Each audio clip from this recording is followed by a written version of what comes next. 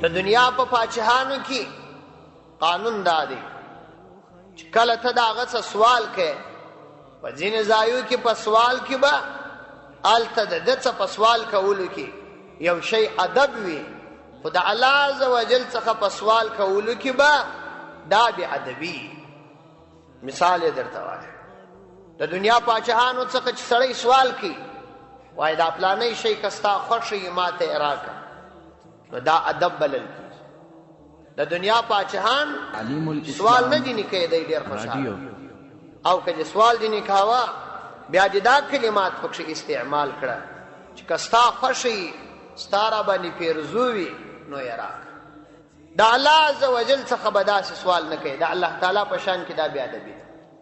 پیغمبر علیه السلام فرمایي تاسو د الله عز وجل څخه د یو سوال په ارتباط دا مه وایاست چې اللهم ارحمني ان شئت، ای الله که ستا خوښ وي په ما رحم وکړه، دا مه وایاست، بلکې فلیعظم بالمسأله.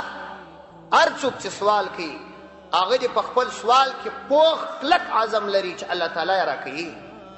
دا کلمه به نه کاروي چې که دې خوښه. تعلیم الاسلام رادیو.